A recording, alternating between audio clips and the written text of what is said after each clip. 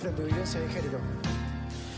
No se callen, loco. Violencia de género, no se callen, loco, dice la canción. Un tema complicado, difícil de abordar, y a veces uno desde la ignorancia o desde el desconocimiento termina opinando o siendo parte de la opinión pública sin interiorizarse en algunas cosas. Por eso nos parecía importante, como empezamos la semana pasada a charlarlo a este tema, hoy tenemos la voz de la fiscal de la Jefatura Provincial de Violencia de Género, Daniela Chaler. Daniela, buenas tardes. No sé si es exactamente el cargo. Un gustazo escucharte. ¿Qué tal? Buenas tardes. Sí, ese es el cargo, fiscal jefa de violencia de género de la primer circunscripción judicial de Mendoza. Bien, perfecto. Hay otras circunscripciones, 3 más, y cada una de ellas tiene sus fiscales jefes. Bueno. A mí me toca el Gran Mendoza. Bueno, eso te iba a preguntar. La primer circunscripción, ¿qué es lo que abarca? Abarca Guaymallén, Godoy Cruz, Capital, Las Heras y La Valle. Bien. ¿Cuánto tiempo llevas en Luján y Maipú. Ah, también Luján y Maipú, es amplio. Luján y Maipú. Sí, es amplio. Es bastante grande la competencia que tenemos. Y en el cargo estoy desde el año 2018. Esto fue a raíz de una reorganización del Poder Judicial cuando se crean las unidades fiscales especializadas. A los fiscales de Cámara, que eran los fiscales que hacíamos los juicios orales, se nos asignan a cada uno la jefatura de las fiscalías especializadas. En esa distribución de funciones a mí me tocó la jefatura fiscal de violencia de género. ¿Qué temita? Me imagino cómo... Un tema difícil y con mucho trabajo. La función nuestra esencialmente es marcar las líneas de investigación. Intervenimos mediante pedidos de consulta que hacen las fiscales que investigan. En la Fiscalía de Violencia de Género tengo 5 fiscales a cargo, 4 mujeres, un varón. Y cuando ellos tienen alguna investigación de algún tema difícil, complicado o en el que están involucrados funcionarios relacionados con delitos en contexto de género, me solicitan directivas a mí para definir cuál va a ser el curso de la investigación. Perfecto. Consulta. Vamos a hablarte desde nuestra total ignorancia. Una persona quiere denunciar que está sufriendo violencia de género. ¿Cómo es el camino para que llegue esa denuncia a la intervención judicial? Bien, hay varias formas de denunciar. En primer lugar, la persona puede acercarse a la oficina fiscal del lugar donde ella vive. También esa denuncia luego es elevada a la fiscalía, a alguna de estas 5 fiscalías que te digo que dependen de la Unidad Fiscal de Violencia de Género. O puede ser, a su vez, con una denuncia en forma directa en la Unidad Fiscal de Violencia de Género, que actualmente funciona en el edificio del Ministerio Público del Polo Judicial. Esto es detrás de la cárcel de Boulogne-sur-Mer. En la calle Plantamura. En la calle Plantamura, exactamente. Perdón la intromisión, la otra... porque me queda el pequeño dato y ahí seguís. Estas 5 unidades fiscales ¿tienen una división por departamento o cómo están? No, se divide por turnos, son turnos semanales. Todas las denuncias que se relacionan con hechos de género que ingresan en una semana en la que el fiscal está de turno, entran a esa fiscalía y después a la semana siguiente van rotando las fiscalías con turnos que se encuentran ya organizados por Procuración General. Bien. Y, a ver, tema difícil la pregunta a veces. Seguramente que te encontrarás con distintas situaciones a medida de los años que han ido pasando. Hoy día, ¿cuáles son los miedos que pueden existir ante una denuncia, desde la denunciante, no? ¿Qué tipo de delitos decís vos? Claro. Bueno, el mundo es diverso.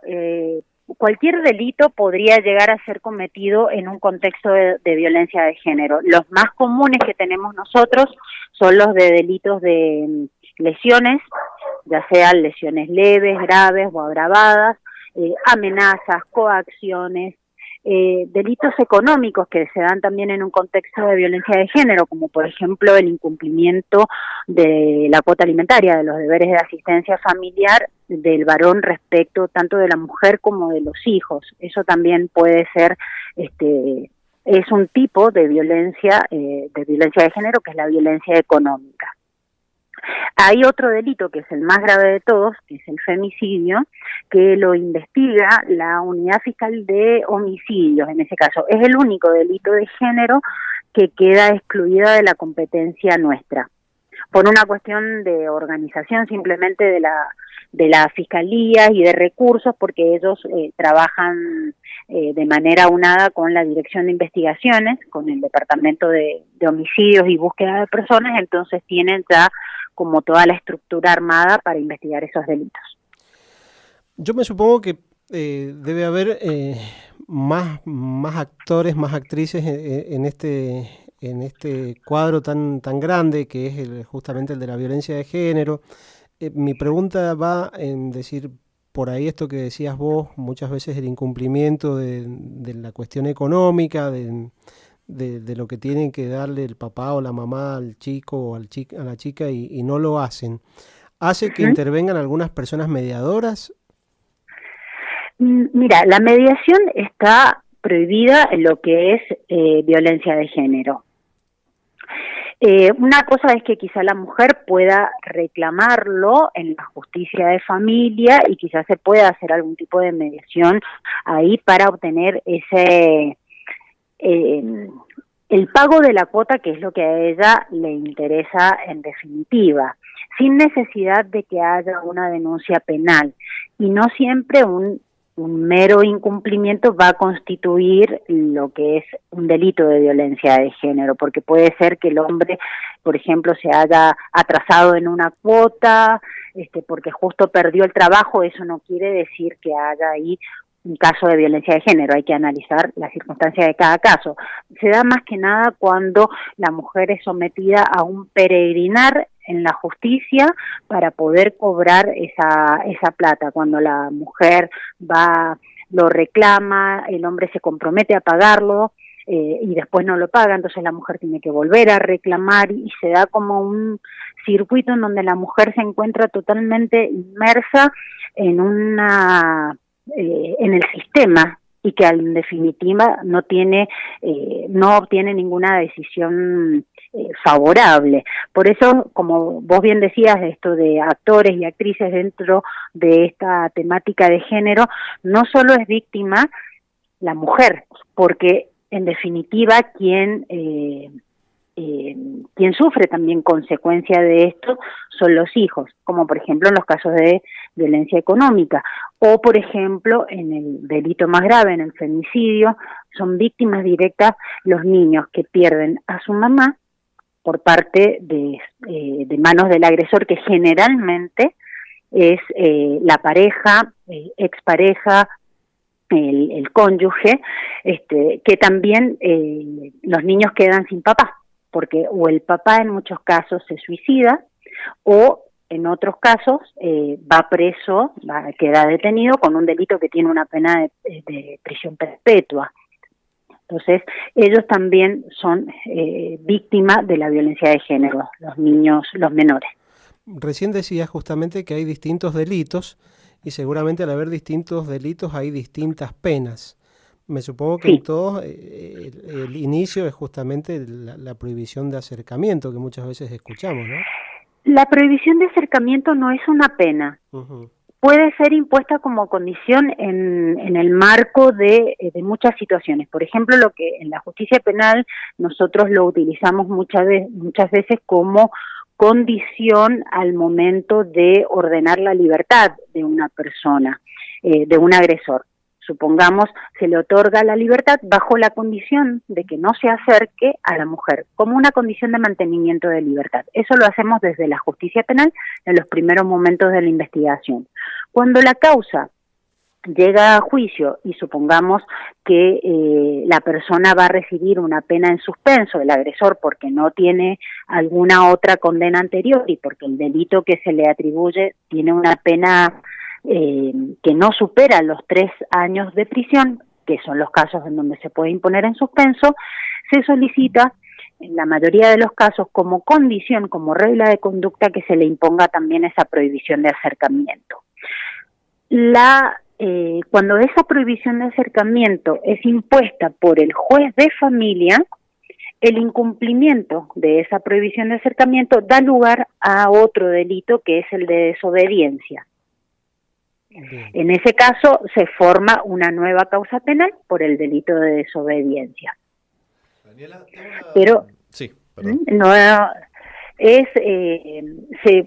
no siempre se fija esa prohibición de acercamiento, depende del tipo de delito, porque supongamos que si la mujer denuncia un incumplimiento de los deberes de asistencia familiar como violencia económica, no es necesario imponer una prohibición de acercamiento, o sea, no necesariamente es una regla que se imponga en todos los casos, es de acuerdo al tipo de delito, a la gravedad, a la situación planteada y al deseo de la víctima. También se tiene en cuenta cuál es la medida que la mujer necesita o con qué medida ella se va a sentir más tranquila. Daniela, como para ya ir pensando en el final, te agradecemos muchísimo por tu tiempo. ¿A ustedes los casos de la famosa alienación paternal, que está mucho en debate, y también el caso de la alienación maternal, no sé si está bien usado el término, también se pueden considerar casos de violencia de género? Pregunto desde la total ignorancia. Lo que vos te estás refiriendo es lo que ha sido mal denominado síndrome de alienación parental. Ajá. Eso es cuando, mal definido síndrome porque se ha establecido ya de que no es un síndrome de alienación parental. Sí pueden haber conductas por parte de los padres que obstaculicen el impedimento de uno con el otro. Para el caso de que quien impida el contacto sea la mujer, no va a haber violencia de género. Será simplemente, y si se comprueba, un delito de impedimento de contacto. Sí. Cuando quien impide el contacto es el hombre, en perjuicio de la mujer, ese delito sí puede ser cometido en contexto de violencia de género, porque tenemos que recordar que la violencia de género se da siempre la víctima es una mujer. No existe violencia de género al revés. Quedará la figura básica o sin ese contexto de violencia de género, cuando la víctima sea el hombre. Hoy día, no sé si hay algo a nivel provincial o si está separado a nivel de circunscripción. Si alguna persona quiere hacer una denuncia, vamos a hablar ya desde el género femenino, quiere hacer una denuncia, ¿hay un teléfono al que puede llamar? Mira, está la línea 144, que es de asesoramiento. No es para hacer denuncia, sino de asesoramiento.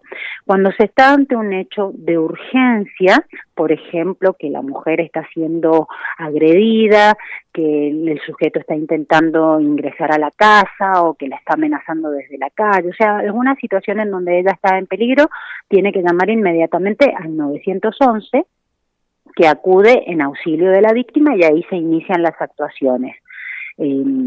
Pero no es que uno llame al 911 para que la policía vaya y le tome la denuncia en su domicilio. Es para situaciones de urgencia. Y lo que no existe un teléfono así para hacer denuncias. Lo que sí existe es la denuncia online, que se ingresa a la página del Ministerio Público Fiscal de Mendoza. Esto funciona en toda la provincia, en donde hay no me sale la palabra, soy muy mala con informática. Una de las pestañas, te da la opción. Claro, una de las pestañas donde vos cliqueas ahí y que dice formular denuncia y se abre un formulario en donde uno puede denunciar los hechos de violencia de género. Esto ya se venía usando antes de la pandemia, para algún tipo de delitos, no para violencia de género. Por ejemplo, para denunciar la sustracción o la pérdida de algún documento o la sustracción de una rueda para reclamar en el seguro. A raíz de la pandemia se extendió esto a todo tipo de delitos y especialmente los de violencia de género.